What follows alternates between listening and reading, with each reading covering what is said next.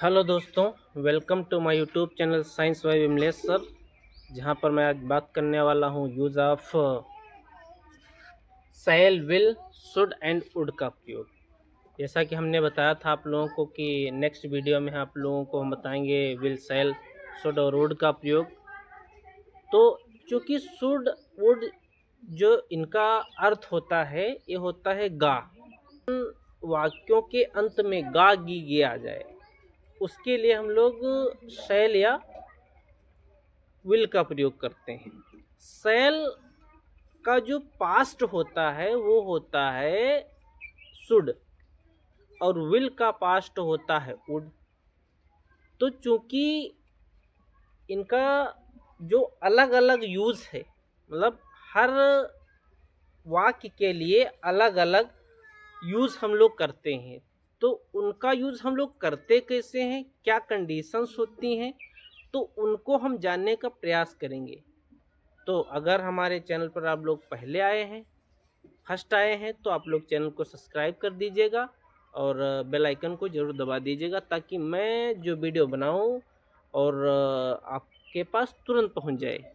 तो अगर पहली बार है तो चैनल को सब्सक्राइब और लाइक ज़रूर कर दीजिएगा। तो देर ना करते हुए वीडियो को शुरुआत करते हैं और जानते हैं अच्छी तरीके से। तो हमने क्या बताया आपको, हमने बताया कि use of shall, will, should and would. तो पहले हम जानेंगे सेल का प्रयोग। सेल में क्या होता है कि सेल का प्रयोग का जो फर्स्ट नियम कहता है, वो नियम ये कहता है कि जो फर्स्ट पर्सन के प्रोनाउन होते हैं, फर्स्ट पर्सन के प्रोनाउन होते हैं आई और वी, ये होते हैं फर्स्ट पर्सन के प्रोनाउन। फर्स्ट पर्सन के प्रोनाउन के साथ हमेशा फ्यूचर टेंस में, फर्स्ट पर्सन के प्रोनाउंस के साथ में हम लोग फ्यूचर टेंस में जो है हमेशा सेल का यूज करते हैं। आई वी अगर आ जाए और फ्यूचर टेंस है, लास्ट में गा गी गे दिया है, तो हम हमेशा सेल लगाएंगे, इसके अलावा कुछ नहीं लगाना है हमें। ओके, बात समझ में आ गई। अगर फर्स्ट पर्सन का प्रोनाउन है तो जैसे कि आई सेल गो देयर, मुझे वहां, सॉरी मैं वहां जाऊंगा। I shall not buy this book, मैं यह किताब नहीं खरीदूंगा।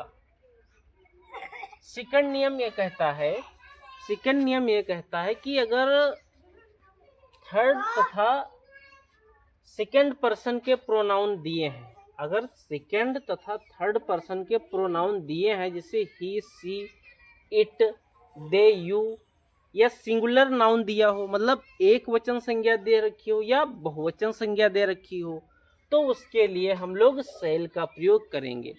ये कंडीशन आती है। फिर अगली कंडीशन ये कहती है कि यदि वाक्य में वचनबद्ध हो, मतलब जो वाक्य में एक प्रॉमिस फिक्स की जाए, तो उसके लिए हम लोग सेल का प्रयोग करेंगे। या कोई अनिवार्य, मतलब एक काम जरूरी है या फिक्स है कि हमें करना ही है, तो उसके लिए अनिवार्यता सिद्ध हो अगर वाक्य में, तब हम लोग क्या करेंगे, सेल का प्रयोग करेंगे। थ्रेट्स यानी धमकी अगर दी जाए, तो उसके लिए हम लोग सेल का प्रयोग करेंगे। क्लियर है। जैसे ही सेल हेल्प योर ब्रदर, वह तुम्हारे भाई की मदद करेगा। दे सेल डू इट, वे इसे करेंगे। तो इस तरीके से हम लोग सेल का प्रयोग जाने। सेल में क्या होता है, इसके लिए क्या होता है, इसके लिए जो फार्मूला रहता है, वो फार्मूला क्या रहता है, इसके लिए फार्मूला रहता है, साइड में देख लीजिएगा, फार्मूला रहता है, मतलब सब्जेक्ट, फिर क्या रहता है एचवी मतलब हेल्पिंग वर्ब। हेल्पिंग वर्ब क्या रहता है, सेल रहेगा, सेल आ जाएगा, सेल आ सकता है, एचवी मतलब सेल आ जाएगा, या अगर विल वाला दिया है तो विल भी आ सकता है। ठीक है, और प्लस आता है अदर वर्ब मतलब ऑब्जेक्ट, अदर वर्ब या अदर वर्ड्स। ठीक, अदर वर्ड्स मतलब अन्य शब्द दिए होते हैं, जिसमें नाउन भी दिया हो सकता है या एडजेक्टिव भी दिया हो सकता है। तो इस तरीके से हम लोग जानेंगे सेल का प्रयोग। यहाँ तक समझ में आया। अब हम बात करेंगे शैल का जो पास्ट होता है वो होता है शुड। क्या होता है? शुड होता है। शुड का प्रयोग हम लोग दो तरीके से करते हैं, यानी एक करते हैं हम लोग पास्ट टेंस में और एक करते हैं जब चाहिए, मतलब अगर वाक्य के अंत में चाहिए शब्द दे दिया हो तब उसके लिए हम लोग क्या करते हैं, तब उसके लिए हम लोग जो है शुड का प्रयोग करते हैं। इसका नियम नंबर 1 ये कहता है कि शैल का पास्ट टेंस शुड है, मतलब जो शैल होता है इसका पास्ट होता है शुड। इस दशा में नाउन क्लाउज का प्रयोग होता है, जैसे कि I said that I should help your brother. तो इस तरीके से हम लोग शुड का प्रयोग जो है इतना जाने हैं। इसके जस्ट आगे हम लोग चलते हैं अभी। तो हमने इस बात को बताया है। अगर चैनल आपको अच्छा लगे और समझ में आए तो कृपया चैनल को सब्सक्राइब और लाइक जरूर कर दीजिएगा। नियम नंबर 2 जानेंगे इसका। तो शुड का अर्थ चाहिए भी है। इस दशा में, मतलब इस कंडीशन में हम लोग शुड का प्रयोग करते हैं। किन किन कंडीशनों में? अगर शिक्षा के बारे में बताया जाए हमें, या सलाह दी जाए कि हमें दवा खानी चाहिए, हमें स्कूल जाना चाहिए, हमें खेलना चाहिए, तो इस तरीके के अगर एडवाइस दी जाए, एजुकेशन रिलेटेड एडवाइस दी जाए या सजेशन यानी सुझाव दिया जाए, तो हम लोगों को क्या करना होता है कि हम लोगों को शुड का प्रयोग करना होता है। तो कर्तव्य हो, मतलब एक डिटर्मिनेशन, मतलब एक फिक्स चीज दी हो, प्रकट हो, तब हम लोग क्या करते हैं, ड्यूटी एक फिक्स हो तो हम लोग क्या करते हैं, शुड का प्रयोग करते हैं। जैसे कि you should walk daily, you should walk daily, आपको रोज टहलना चाहिए। ही शुड ओबे हिज टीचर, है ना, उससे अपने अध्यापकों का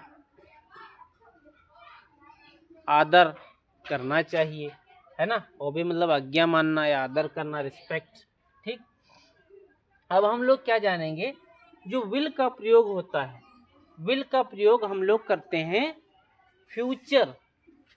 विल का प्रयोग सामान्य रूप से फ्यूचर टाइम, मतलब वर्तमान समय को प्रकट करने के लिए फ्यूचर टेंस में हम लोग जो है विल का प्रयोग करते हैं। इसका अर्थ भी होता है गा, इसका अर्थ भी होता है गा।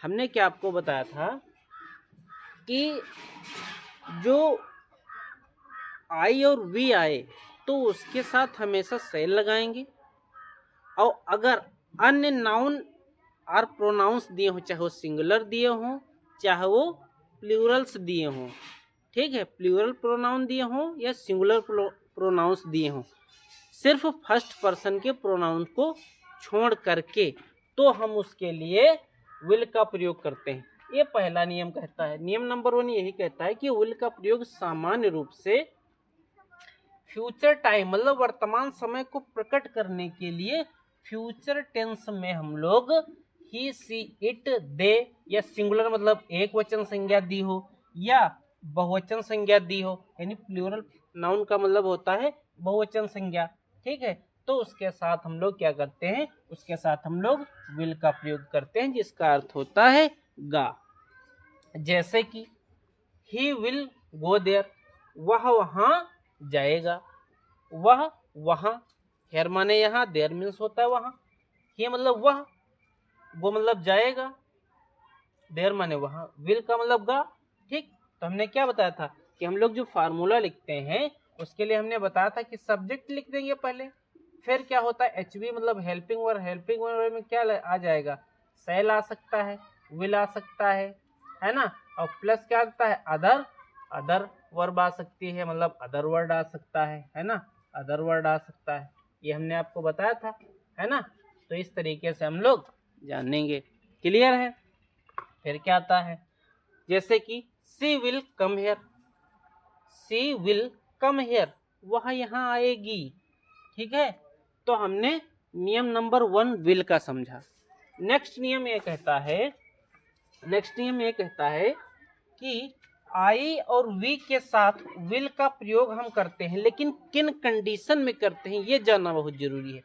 किन कंडीशन में करते हैं कि दृढ़ निश्चय हो, एक फिक्स निश्चय हो कि वो हमारी मदद करेगा या मैं पुरस्कार पाऊंगा, या मतलब इस तरीके से एक फिक्स डिसाइड हो, है ना, कि हमें ये चीज मिलेगी ही, उसके लिए हम लोग विल का प्रयोग करते हैं। इसके अलावा इच्छा, विल यानी हमारी इच्छा क्या है, अनिवार्यता हो आदि को प्रकट हो, तब हम लोग क्या करेंगे, तब हम लोग जो है विल का प्रयोग करेंगे।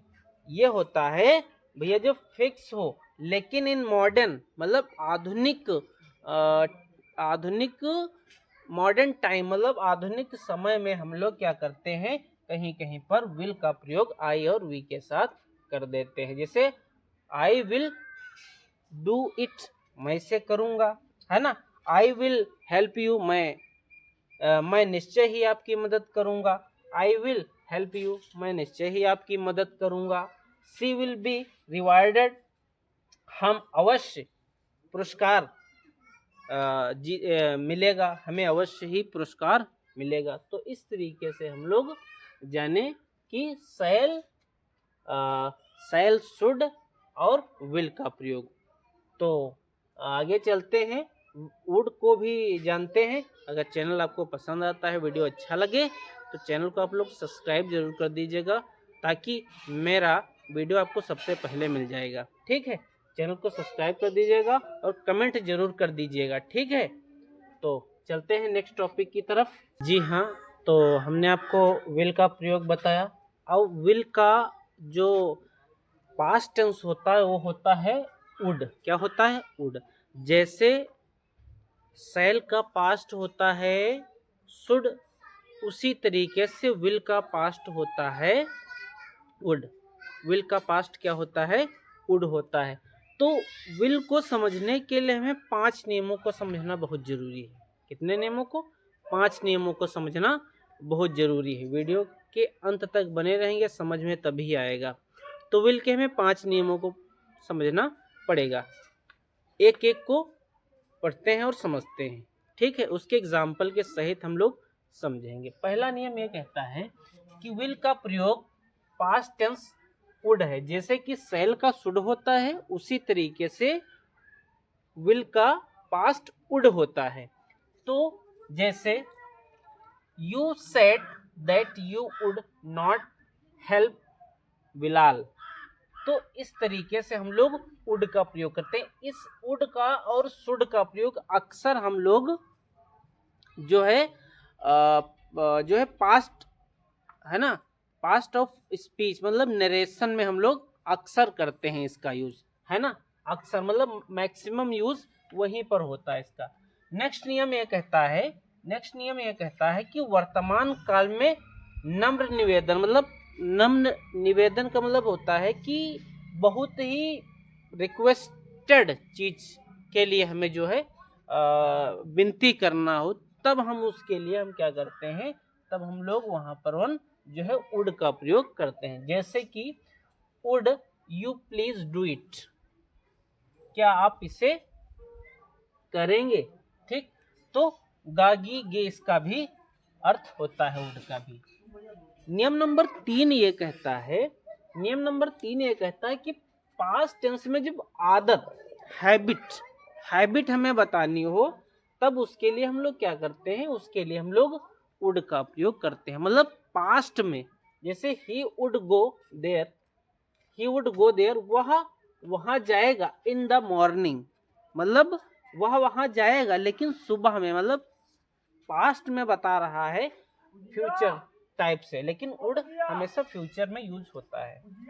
और नियम नंबर 4 ये कहता है कि दृढ़ निश्चय दिया हो या सहमति प्रकट करना हो, तो उसके लिए हम लोग क्या करते हैं, वुड का प्रयोग करते हैं। तो ये है उदाहरण। क्या है उदाहरण? है कि would have his own way. अगला क्या है, नियम नंबर 5 ये कहता है शर्त वाले वाक्य अगर दिए हो तो उनके लिए हम लोग भी वुड का प्रयोग करते हैं। जैसे I would do it if I were you, ठीक है।